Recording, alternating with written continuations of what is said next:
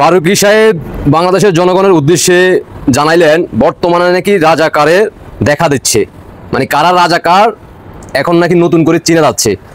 ফারুকী সাহেব, আমরা কি রাজাকারের থেকে কি রাজাকারদেরকে চিনতে হবে? ফারুকী সাহেব, আমরা কি মির্জাফরের থেকে কি মির্জাফর শিখতে হবে? ফারুকী সাহেব, ফারুকী সাহেব, আপনার দৃষ্টি আকর্ষণ করে বলতে চাই, আমাদের তিশা ম্যাডাম আফাকে, মানে আমাদের বাবি আর কি, বাবির জন্য দোয়া করিয়েন, বাবির দিকে খেয়াল রাখেন, কারণ বাংলাদেশের ভবিষ্যতে জাতির বাবি হবে, মানে আপনার ওয়াইফের কি তিশা ম্যাডাম।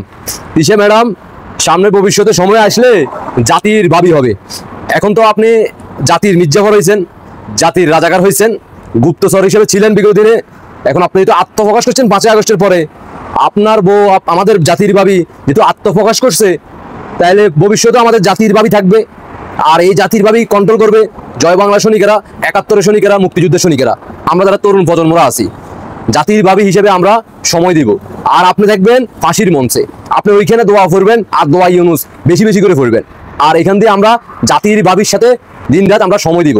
আশা করি বুঝতে পারছেন আমাদের সেই মির্জাফর রাজাকার টাকলাওয়ালা, হ্যাঁ, এত সুন্দর বুদ্ধি, ভাইয়ের বুদ্ধি, বুদ্ধির জন্য চুল নাই, মাথায় কোফালে দাগ পড়ে গেছে। হ্যাঁ, ঠিক আছে, দেখা হবে নি রাজাকার কারা আর দেশপ্রেমিক কারা, কারা মির্জাফর, মির্জাফরদের বিচার কতটুকু হয় সেটা ইতিহাস বলে দিবে কথা। আল্লাহ হাফেজ।